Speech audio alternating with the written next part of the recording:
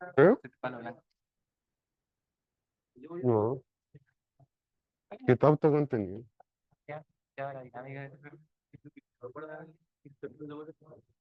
¿Ah? ¿Qué tiene?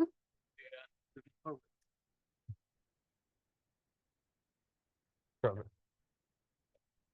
¿El micrófono se escucha bien? Ahí que te responde el chat. ¿Se escucha bien el Diego? Hola, habla Diego. Hola, hola, hola, hola, Respuestas por el chat. hola. Ya, dice que. Ya, Benja dice que sí. Ya, se escucha bien. Ya, perfecto. Ya, bueno. Hola a todos. Eh, Bienvenidos a una nueva versión del seminario de Magíster. Gracias por asistir. Hay harta gente, así que muy bien. Eh, Hoy tendremos dos charlas, una del área de sistemas dinámicos y otra del área de probabilidades. Vamos a empezar con Diego Céspedes, que nos va a hablar sobre am, teoremas ergódicos. ¿Ok? Así que eso lo dejamos con Diego. Adelante.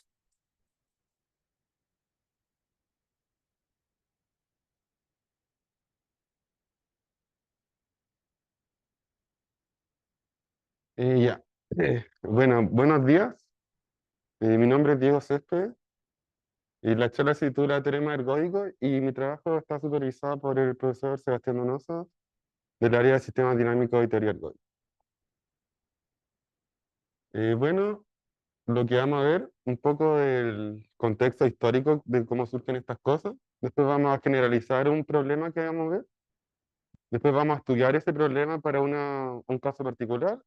Después vamos a ver un poco más de contexto de materia y voy a mostrar lo que estoy viendo yo. Bueno, entonces, ¿qué es la hipótesis ergódica? Bueno, todo surge en el finales del siglo XIX, donde los físicos estaban haciendo sus cálculos y resulta que dentro de sus cálculos querían ocupar la hipótesis ergódica, que me dice esto, que el promedio temporal converge al promedio espacial. Pero sin embargo, no la podían probar en su sistema. Como que tenían su sistema y no podían demostrar que se tenía esto. Y tampoco se conocía un ejemplo de condiciones matemáticas que permitiesen demostrar que se tenía esto. Entonces, así es como surge todo. Entonces, vamos a definir qué es un sistema dinámico abstracto. Bueno, un sistema dinámico abstracto va a ser un espacio de probabilidad dotado de una transformación medible del espacio en sí mismo, y la gracia es que la medida va a ser invariante para t. Es decir, si yo integro cualquier función en acotado, la integral a través de t es la misma que la integral del original. Bueno, hay ejemplos de sistemas dinámicos abstractos. Tenemos dos bien famosos, son la rotación irracional y acá tenemos la rotación en dos puntos. ¿Sí? Acá el espacio del círculo, la medida, o sea, los borelianos son los del círculo, la medida de Lebesgue y la rotación es rotar en un ángulo racional. Acá tenemos la rotación en dos puntos, que es Z2 con la suma módulo 2 y la medida del uniforme. Y esto también se generaliza a Zn, obviamente. Bueno, vamos a tener una primera versión del teorema ergódico que me dice que los promedios temporales convergen, pero solo en promedio, es decir, en L2, no puntualmente. Y la herramienta para atacar esto va a ser la siguiente, va a ser una versión del teorema espectral que me va a decir que si cuando yo tengo una función en L2, voy a tener asociada una medida finita boreliana en el círculo que va a cumplir que los coeficientes de Fourier de la medida van a ser las correlaciones de la función consigo misma. Y la gracia de esto es que nos va a permitir trasladar la información de estos promedios acá a solo entender suma en el círculo. Entonces va a simplificar mucho el cálculo. Y bueno, todo viene de observar que las sumas en el círculo son muy fáciles, porque mientras esto no sea uno, voy a converger a cero. ¿Sí? Pues es solo hacer el cálculo de la suma geométrica, esto me va a tirar a cero. Bueno, entonces yo voy a definir la siguiente función que va a promediarme las cosas y va a tomar el, el promedio de lo iterado. Lo que va a pasar es que cuando yo no sea uno me voy a ir a cero y cuando sea uno voy a quedarme en uno. Bueno, aquí hay un índice que está malo, pero no lo mismo. Entonces, a n, esta función va a converger a esto puntualmente. Bueno, y la continuación de la demostración va a venir de lo siguiente. Uno va a definir los promedios en n pasos y uno, si uno escribe y desenvuelve lo que significa la medida espectral, se va a dar cuenta que los promedios en n tiempos menos los promedios en m, son igual a las sumas que mencioné anteriormente y estas son solo cosas del círculo. Y claro, como demostramos que el AN convergía puntualmente, el, los AN lambda también convergen en L2. Entonces son de Cauchy en L2. Entonces esto es de Cauchy, entonces converge. Entonces esto converge a algo, que es lo que queríamos ver. Bueno, y ahora para seguir con representación vamos a introducir la noción de ergodicidad, que para los sistemas dinámicos abstractos, que a primera vista no va a tener mucha relación con la hipótesis ergódica que mencionamos, pero después vamos a ver cómo se relaciona. Bueno, entonces vamos a decir que un sistema ergódico, si los únicos conjuntos invariantes son triviales en medida. Es decir, si yo soy invariante, entonces tengo medida cero o medida llena, ¿sí? Y esto funcionalmente se puede ver como que si tengo una función en L2 invariante, entonces soy constante en todas partes, casi todas partes. Bueno, entonces ahora tenemos un resultado más concreto, que es la hipótesis ergódica en promedio para sistemas medibles, que me dice que si yo tengo un sistema ergódico, entonces en promedio converjo a lo que quería converger, porque estoy solo en L2. Bueno, y la idea de demostrar esto es que usando el teorema espectral, bueno, yo quiero ver que esto es cero, pero nuevamente usando el teorema espectral, esa suma se reduce a esto.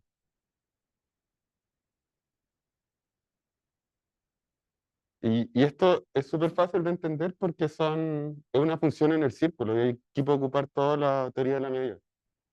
Entonces, para ver que esto es cero, me basta ver que es cero puntualmente y ocupar teorema de convergencia dominada. Sin embargo, no voy a poder ver que es cero puntualmente porque va a fallar en un punto que va a ser el menos uno.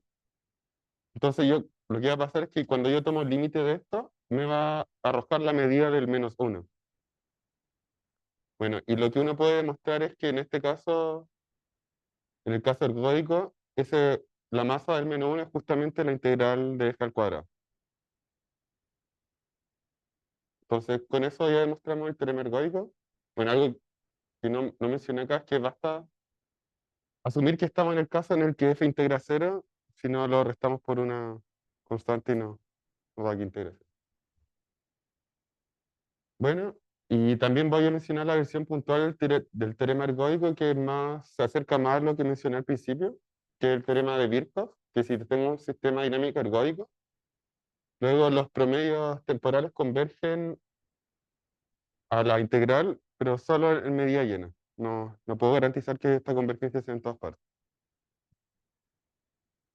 Ya, y ahora las preguntas que surgen es, ¿qué pasa si yo veo lo que ocurre en otros tiempos? Si dejo de ver lo natural y veo que ocurre en otros tiempos, y uno se puede preguntar si la hipótesis ergódica se tiene en promedio y en puntualmente.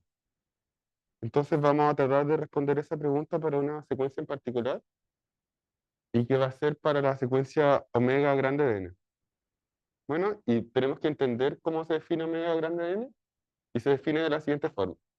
Agarro un número natural, este número natural lo puedo descomponer en su descomposición prima, y eso es una descomposición única. Entonces omega de n va a ser la suma de los exponentes asociados a la descomposición prima.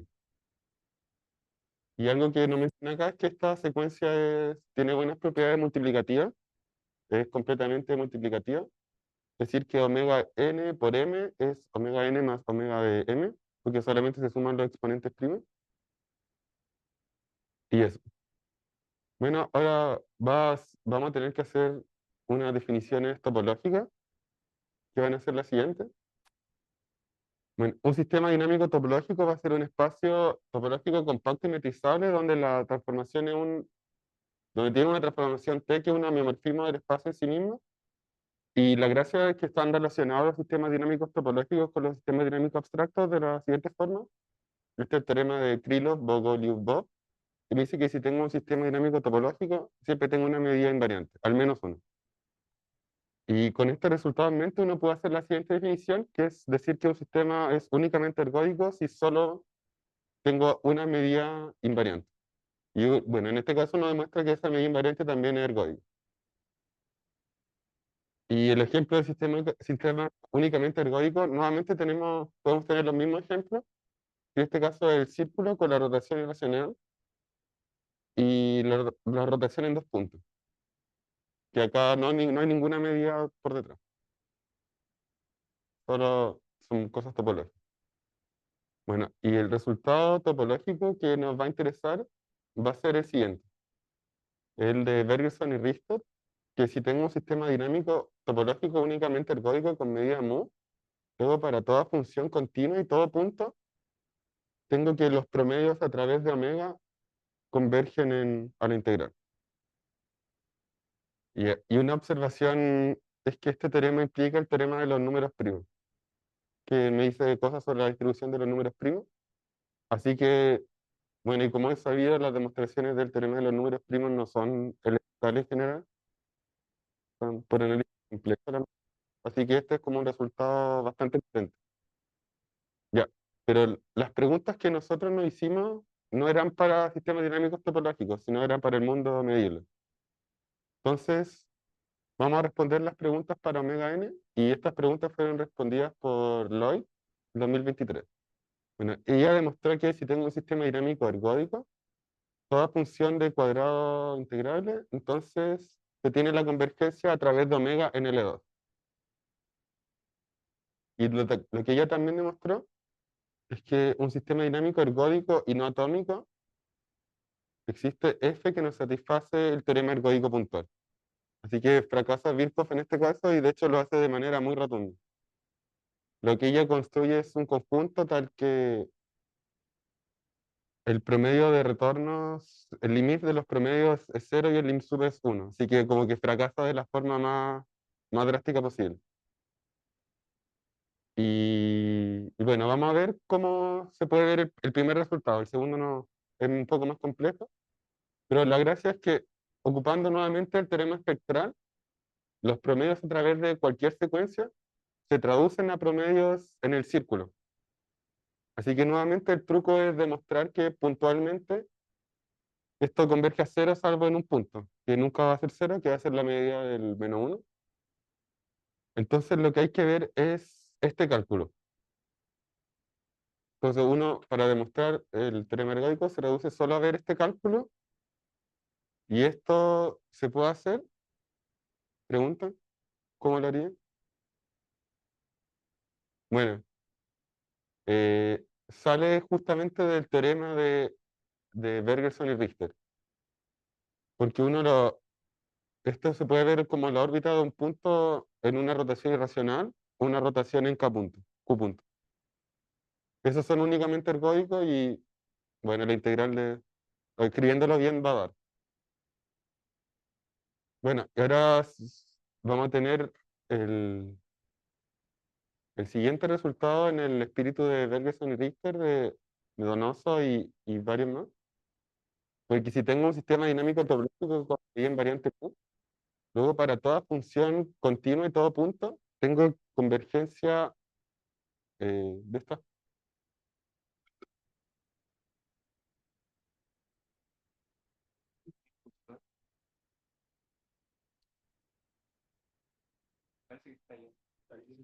Ah, ya, ya. Ya. Lo que demostraron es que tenía convergencia cuando yo promediaba en cuadrado. Entonces pareció como una versión en dos dimensiones del teorema de Berger. Ya. Y ahora voy a mostrar las preguntas que estoy viendo yo, que es que si tengo un sistema dinámico ergódico que son las mismas de Lloyd. Las preguntas son las siguientes. Si tengo un sistema dinámico ergódico y F en L2, luego, ¿convergerán estos en L2? Y siguiendo lo de lo anterior, eh, puntualmente, tengo un sistema dinámico ergódico, no atómico. Se tiene que existe F en L2 tal que no converge, y acá debería decir puntualmente. Y estas son las preguntas que ya estoy viendo. La primera ya la pude hacer, que es replicar el otro cálculo que mostré antes, pero en dos dimensiones sigue funcionando. Y esta es la que estoy viendo ahora, toda más compleja. Y eso sería todo.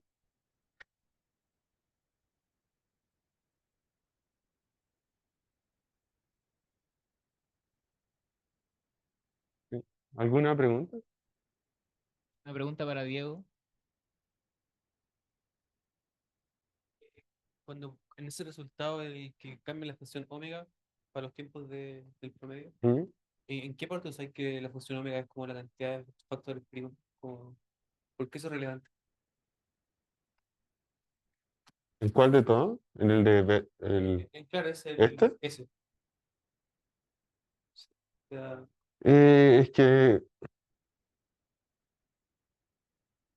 Es que al final, esto, sí, o sea, ¿sí? ¿por qué es importante que el ASUK sea justamente el omega mayúsculo? Ah, es que al final es como caja negra porque uno ocupa el de Bergelson. Y el de Bergelson y Richter, que al final que te dice cosas sobre esta. Ah, esa es la caja negra. Sí.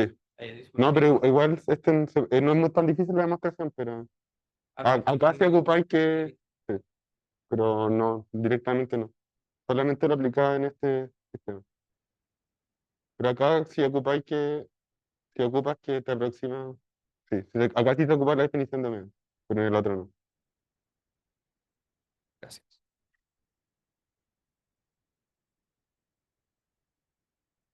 ¿Hola? Bonita la presentación. Eh, pero tengo una duda como conceptual más que otra cosa. ¿Ya? Porque al comienzo mencionaste que ergodicidad tiene que ver con promedios espaciales, promedios temporales. ¿Sí? No entiendo bien qué es lo que quieres o cuál es la noción geométrica espacial de lo que quieres estudiar. Como cuáles son los resultados dibujísticamente hablando de lo que quieres. Es que ya, la idea es que se hace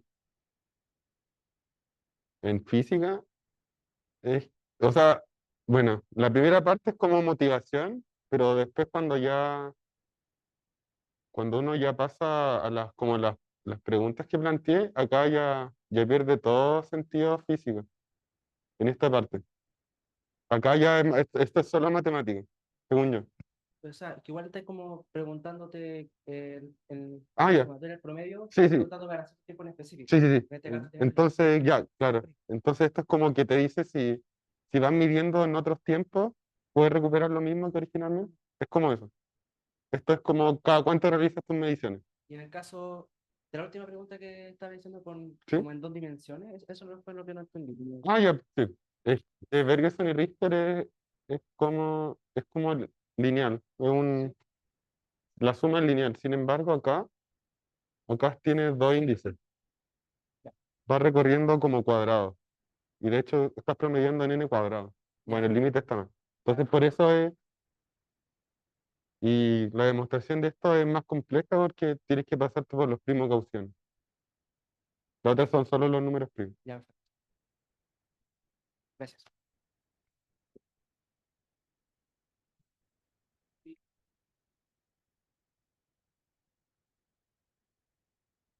Eh, ¿No hay más preguntas para Diego?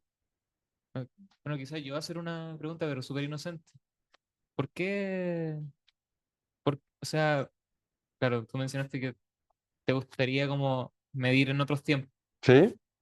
pero igual estas secuencias como que las secuencias que estaba ocupando acá se ven como ad hoc para que como que ocurra algo, porque ya existían resultados previos. ¿Sí, Mi sí? pregunta es como, ¿qué tan arbitrario se puede esperar de Mm. una secuencia? Como, ¿para qué tipo de secuencias tendría sentido, por ejemplo, Sí, sí. estudiar estos promedios? Sí, también pensé por ejemplo, secuencias que crezcan muy lento no tiene sentido. Ya, ok, Por ejemplo, log n, eso no te sirve. ok. Pero claro, Pero no tiene sentido porque por- es como trivial. porque log n partido n te vaya a hacer. Claro, ya, Como por eso, ya. creo. Entonces tiene, Claro, hay ciertas secuencias que no va a tener sentido estudiar. ok. Pero yo solo estoy viendo esta en particular. Ya, ya, ya, Pero perfecto. también claro, si pones la que cuenta los primos, creo que eso tampoco te sirve. Ya. Entonces, si la idea es que sean cosas Que crezcan que rápido, así como una potencia. claro. Esta igual es como rara porque si no crece tan rápido porque cuando una vez llega a un primo vuelve al primer iterado. Entonces, Mm, ujú, igual es como súper particular esta, sí. ya, mm, Cumplen, sí. ya, ya, comprendo. Bueno, gracias. No, para allá.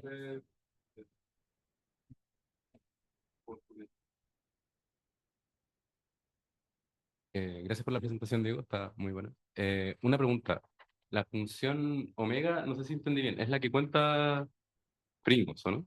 Cuenta, ¿O tú cuenta le factores? metes un número y te cuenta cuántos factores primos tienes. Ya, Mm. esa sucesión, como vista en los naturales, ¿tiene densidad positiva o tiene densidad nula? Es que,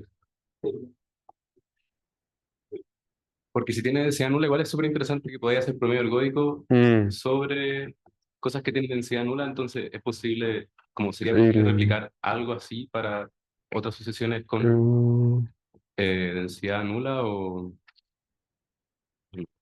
chuta, decía no. Bueno, es por si saben, ¿no? Sí,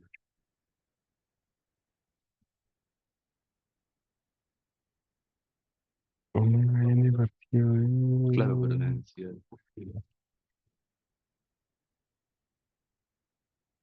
Puta. La,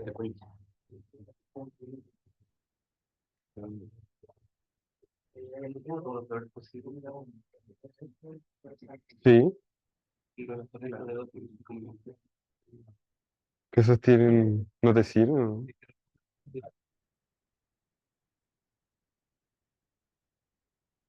ya, Pero quizás se demora mucho en llegar.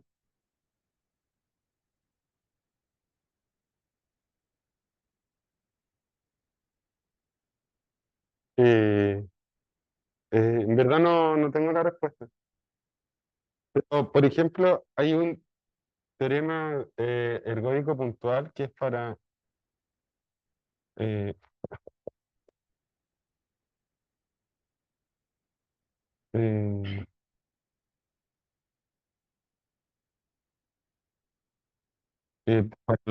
esta los primos son de densidad nula. Entonces, en este caso, tienes que cambiar el denominador. No puedes ocupar n. En este caso, hay un teorema ergódico que es cierto acá. Así que yo creo que no, pero tendría que verlo. Pero claro, si esto es densidad nula, en este caso tienes que cambiar el denominador, porque si no son muy pocos términos. igual creo que yo estaba entendiendo mal lo que era sigma, perdón, omega k. O sea, igual recorre todos los naturales, entonces. Sí, sí, Gracias. sí.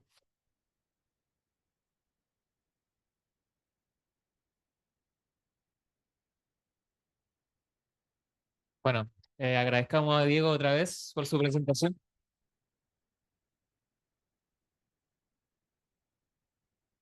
Y ahora vamos con Felipe Espinosa, que se prepare.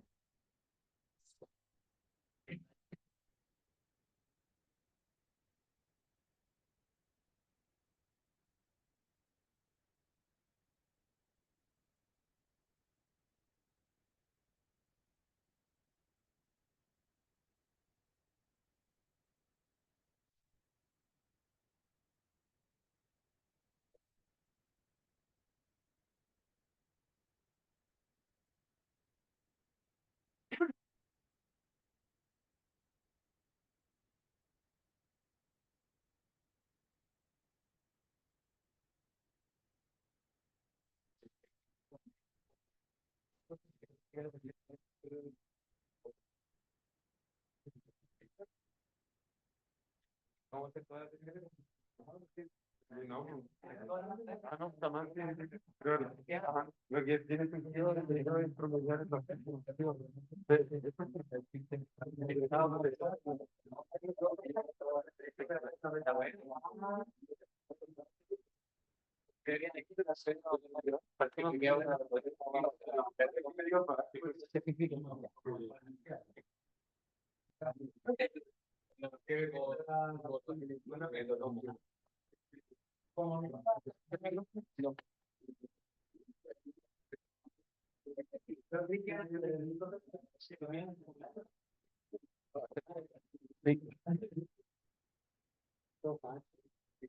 No existe el GFFA.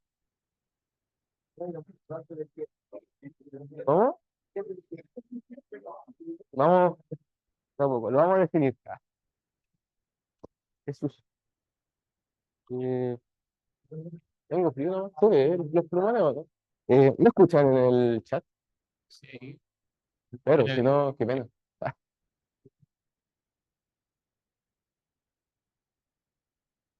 Habla Felipe. Probando, 1, 2, 3, Pi, Sigma, no sé. Eh, Ya, ya, listo. sí. Sí, se escucha. Ya. No, tomo. Ya, bueno, vamos con la segunda charla del día de hoy. ¿Cómo es? Eh, Aprieta ahora, Nada, dale. em, bueno, dejo con ustedes a Felipe Espinosa, quien está haciendo su tesis con Abelio Sepúlveda, y nos va a hablar sobre dinámicas en los puntos altos del GFF. Así que adelante, Felipe. Gracias. Creo que tienes que apretar para que escuche el texto. No sé, bueno. Ya, ahora, bueno, ya me presentaron, así que nos vamos a saltar eso. Un poquito de lo que vamos a ver en esta presentación express. Vamos a dar un poquito del contexto, digamos que notación, y con qué herramientas se van a trabajar, y después veremos más en detalle lo que hemos estado estudiando con Abel. Obviamente, la motivación de esta tesis fue entender qué pasaba cuando tomas algún aspecto geométrico del campo gaussiano y le aplicas una evolución. Lo único que le pedimos a la evolución fue que en cada tiempo, al menos de manera determinista, siguiera siendo el mismo campo, igual en ley. Así que con eso en mente, vamos a trabajar en el contexto de algún subconjunto abierto y decorado de R2. En particular, si nos interesa la dimensión 2, no nos vamos a meter en dimensiones superiores porque ahí los argumentos no van a servir bien. Y sí, al menos siempre conexo, para no tener problemas. Igual debería ser bastante abierto y acotado, porque lo que nos interesa es tener el H01 bien definido. Eh, Nunca está de más recordar los autovectores y autofunciones de la relación de Dirichlet. Esto nos va a hacer más adelante. En caso de, recordemos que si multiplicamos por raíz del autovalor, tengo una base formal de L2. Esto es útil cuando queramos escribir ciertas cosas. Obviamente, recordar un poquito quién es el Gaussian Free Field. Se puede entender como un proceso gaussiano indexado por las funciones de soporte compacto infinitamente derivables del dominio. Se puede extender a H01 y un poquito más. La media le vamos a ver que siempre es cero cuando la evalúan una función. Y la varianza se puede ver como esta integral doble con la función de Green asociada al dominio. La primera cosa intuitiva, interesante de esto es que como que puntualmente tengo una covarianza entre dos puntos dados por función de Green. Intento ver la varianza en un punto, esta debería ser más o menos infinito. Entonces no es esperable que esto siquiera esté definido a nivel puntual. Así que se puede entender como una distribución de Schwarz aleatoria. Si alguien se pregunta cómo se ve más o menos un Gaussian free field, se ve así. Fue simulado por Tomás Lange, que está por ahí. Muy lindo. Ya.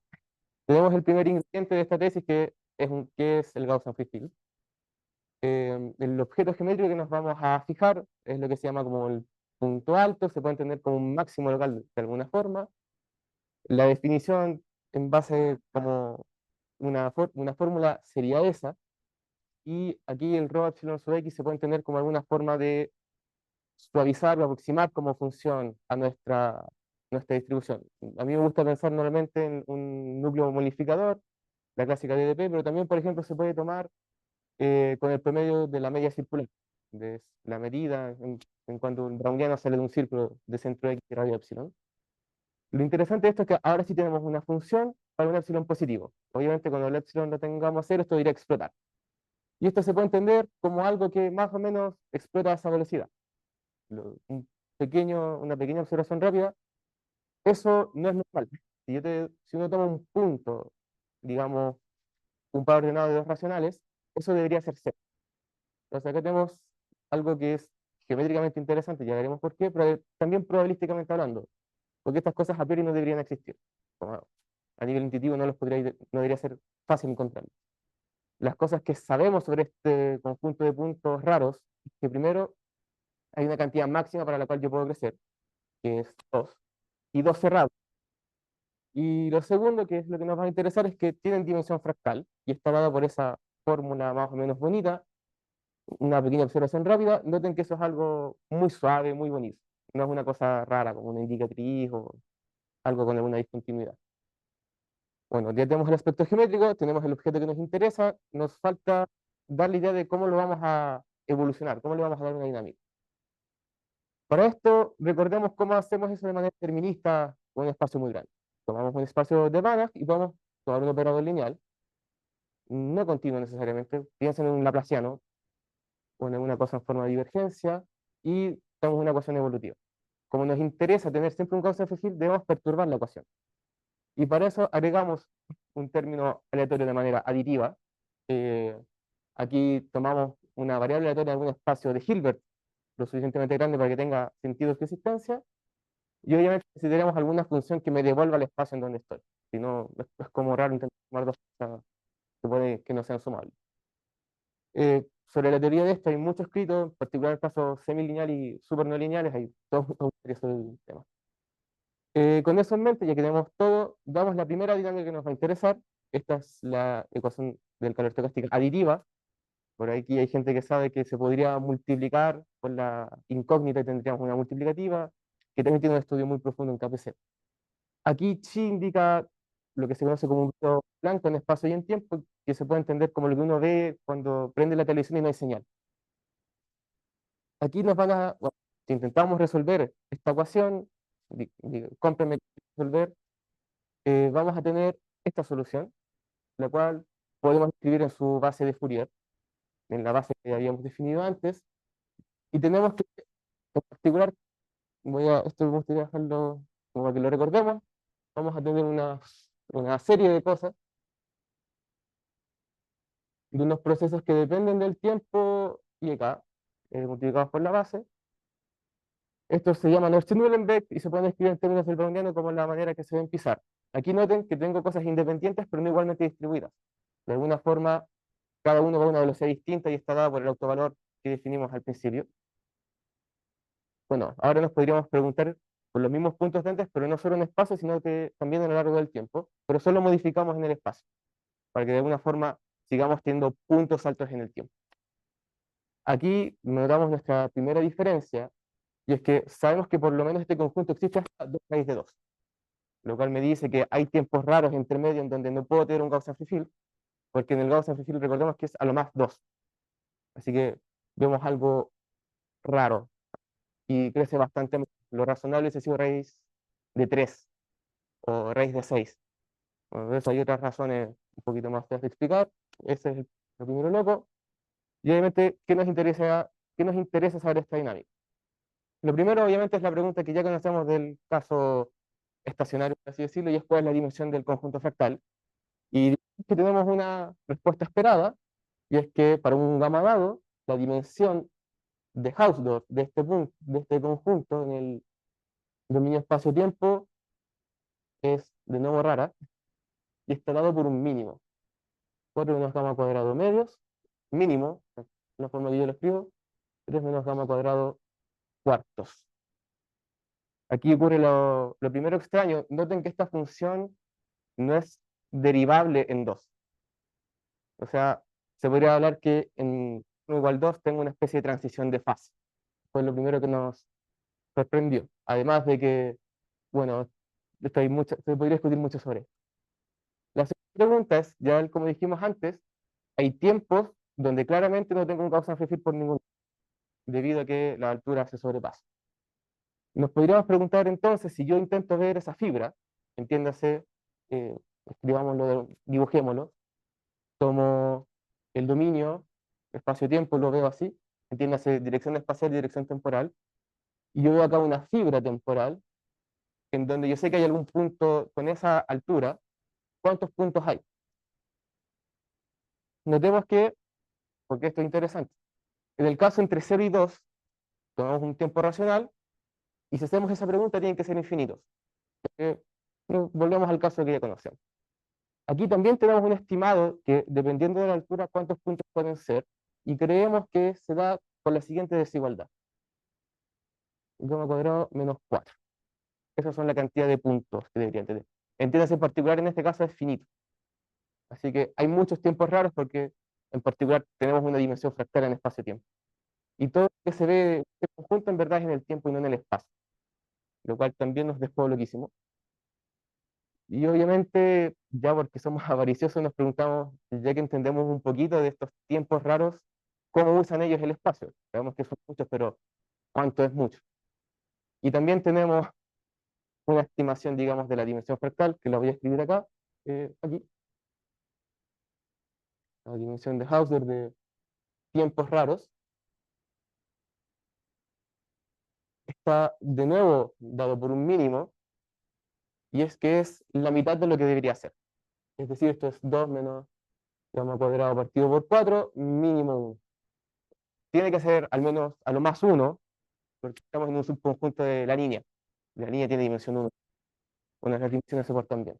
Bueno, esto es lo que hemos estado viendo en esta dinámica, pero cuando la empezamos a estudiar, tuvimos la pregunta que yo creo que es más natural. ¿Qué pasa si en la base de Fourier, en vez de tener cosas que van a distinta velocidad, la ponemos a la misma?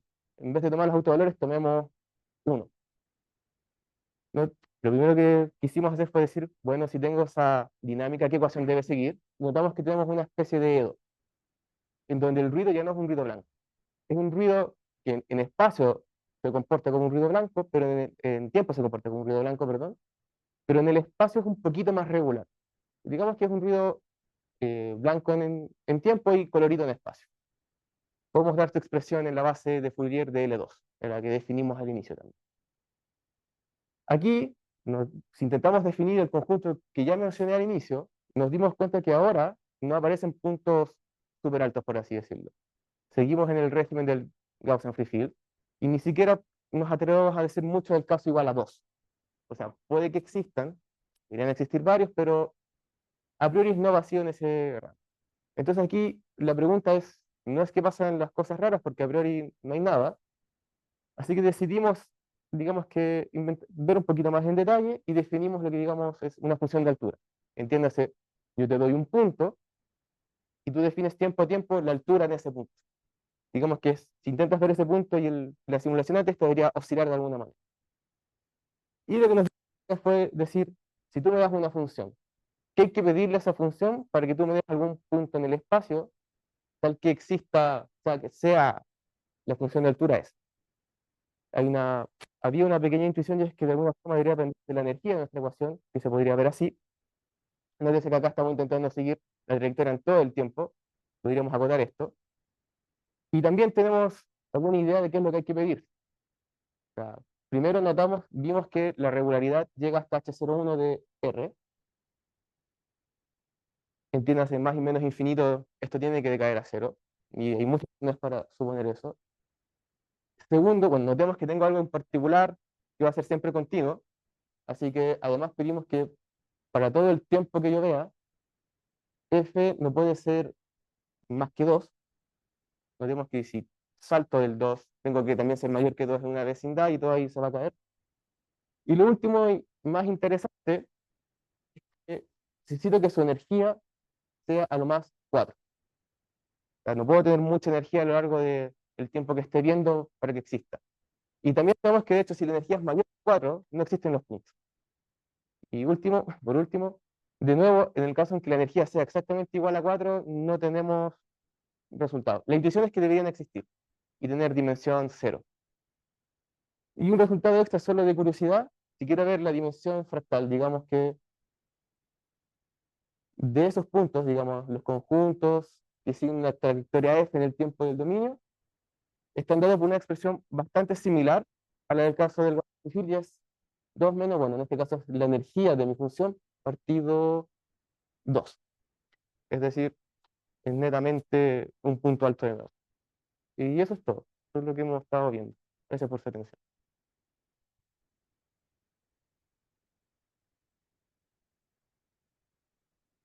No sé si hay dudas. Ahí. Para Felipe. Uy,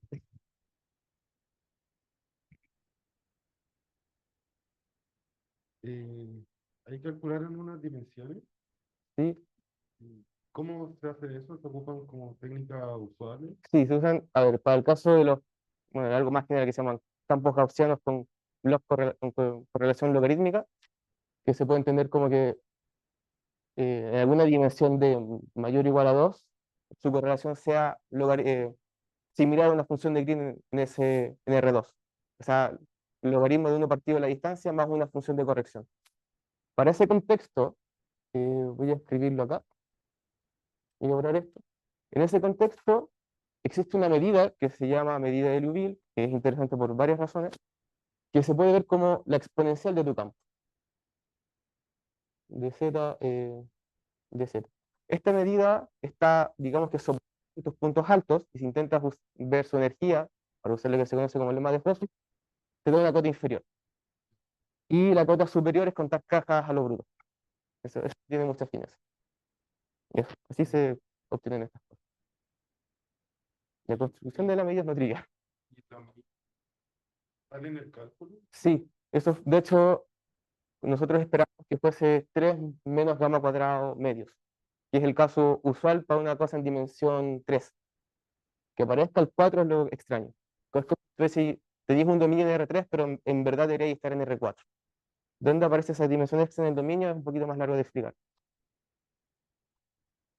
No hay de qué. Uy, Gracias, Diego, por tu presentación. Esas características o esas como condiciones que le pedía la función, ¿podría explicar un poco por qué le estáis pidiendo eso? esto, Sí, por ejemplo, esa. Como una energía tan grande como uf, el que se cae o pues cálculo. nivel, digamos que de cálculo, si tienes más que esa energía, no vas a poder encontrar cajitas en tu dominio que tengan un punto. Ya. Estás como, eso es demasiada energía en un punto del dominio para que exista, podríamos decir intuitivamente. Eso es una energía, por eso le llamamos energía desde cero o algo así. Ya. Y la segunda, por ejemplo, Esto, notemos que como estamos en H01, en verdad, por lo menos debe ser continua, tal vez en intervalos. Entonces, si tengo que en algún punto soy mayor que 2, tengo que hacerlo en algún intervalo de ese tiempo. Y si soy mayor que 2 en un intervalo de ese tiempo, lo soy en los racionales de ese intervalo, y ahí tengo Gaussian free field, y no puedo ser mayor que 2. ya. Y dice ahí, ¿por qué no? Como yo. No, ocurre todo lo contrario. De hecho, la función de altura que definimos acá, esa siempre es continua. O sea, sin importar qué punto tomes, es continua. Y es más aún, tiene un módulo de continuidad. Es a lo más, o sea, digámoslo así. Mi función de gamma X siempre tiene que cumplir esta condición. Digamos que localmente en algún punto digamos, tomo un S en alguna bolita, digamos de T de epsilon, gamma X de S es menor que una constante, mayor que 4 de la raíz de la exponencial de delta menos 1. Ya. O sea, es así de continua la función. Y eso también y eso entonces me dice que no puedes darme una función discontinua a nivel determinista. Sería como una contradicción. Ya. Ya, bueno. Bueno, igual nunca te vamos a decir, pero estos son para funciones dadas de manera determinista. No sabemos qué pasa si intentamos buscar funciones de manera aleatoria. Un pequeño disclaimer. Va, gracias, Pipe. Vale. Hola, Pipi. Hola. Gracias por la presentación. Estuvo bueno. Sí, En un momento hablaste de como que en la dimensión aparezca un mínimo, habla como que hay una transición de fase sí, en dos, ¿no? exacto. O Sí, sea, cuando esos dos son iguales. se pierde que se hace infinito. No sé si puedes dar un ejemplo más natural de otro modelo que tenga una transición de fase y donde la dimensión sea discontinua. Todo lo contrario, es como la primera vez que vemos como una especie de transición de fase en la dimensión de Hausdorff. Ya. A menos que yo conozca, no sé si el browniano hará algo así de extraño en algún conjunto. Yo no sé, Yo tampoco. ya, ok. Pero es como algo interesante, entonces por eso. Sí. O sea, técnicamente, de hecho, hablando ya más en serio, esto tiene dos transiciones de fase. Y la segunda es en gamma igual raíz de 8, porque después de esto tiene que ser cero. Y eso es porque ese conjunto es vacío. Mm, Así que tengo dos pics, intento de verdad la dimensión. ya. Bueno, súper. Eso, Choro. vale. No sé si hay más dudas. Uh, Ya. Primero, gracias por la presentación. Mi pregunta no es tan directa como la de ahí. Es que es como una pregunta más de que veo que veo la construcción del Gaussian Free Field. Así que tengo dos dudas sobre eso. La primera, ¿me podéis mostrar la definición? Estamos en eso. Ahí. O sea, la definición. Bueno, ahí das como la definición del proceso gaussiano como un proceso medida cero con varianza dada por eso, pero como que estás pidiendo propiedades. Hay como una construcción literal del Gaussian Free Field. Sí, y es bastante no trivial. De hecho, el Gaussian Free Field podríamos decir que es un caso particular de una construcción más grande de lo que se conocen como medidas gaussianas en un espacio de Banach con propiedades razonables. Y en particular, bueno, esa construcción te dice muchas más cosas que solo esto del GFF en sí, pero por un término pedagógico preferí decir, bueno, para construir el Free Field usaremos producto de medidas nomás. Ya, ok, Y en caso gaussiano, esto es todo lo que necesito. ok. Y la segunda pregunta es, tú estás estudiando como los puntos altos de Gaussian Free Field, Sí. y entiendo que el Gaussian Free Field igual tiene hartas aplicaciones, como en lo que me has dicho, física estadística, Sí, cosas aparece así. como límites de escala de algunos modelos. Creo que uno es el de cristales de Gibbs-Landau. Sé que así se llama el modelo, no entiendo más. Pero mi pregunta es, los puntos altos como que tienen, o tienen como una interpretación más alejada de la matemática, como física, o que sean interesantes por ese lado. Sí, hay una interpretación física, pero viene desde esta medida.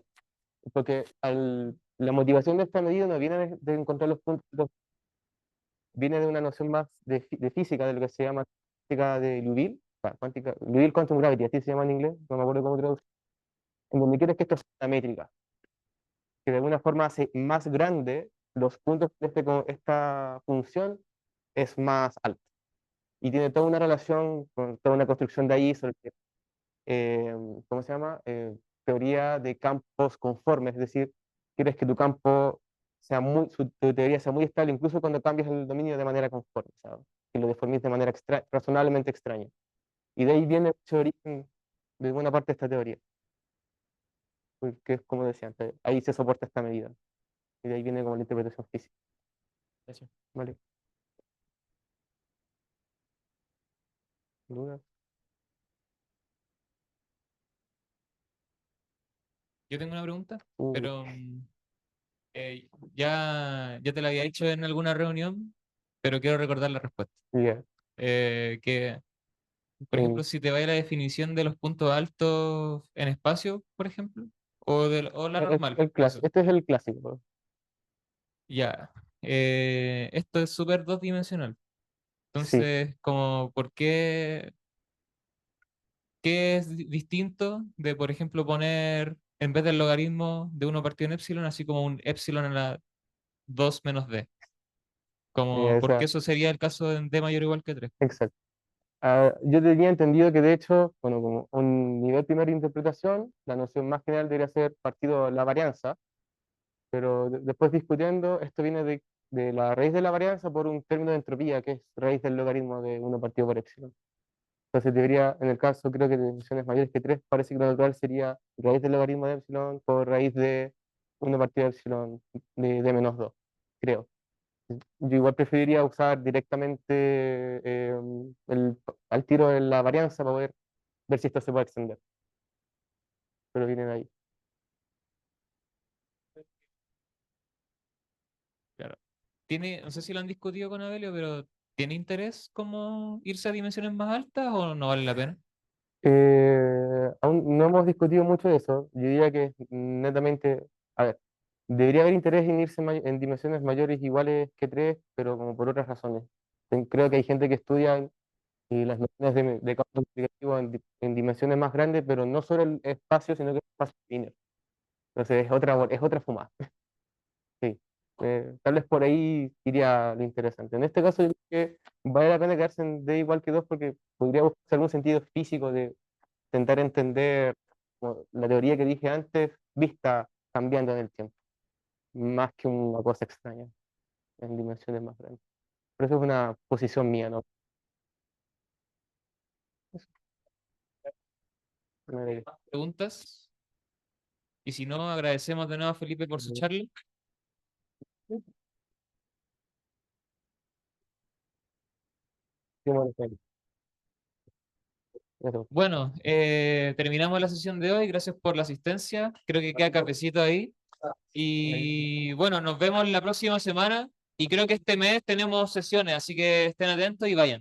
¿Ya? Nos vemos.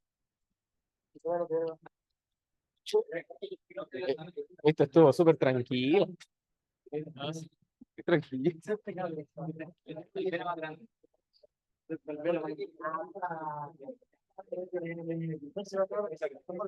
Ah, te van a escuchar. Te van a escuchar.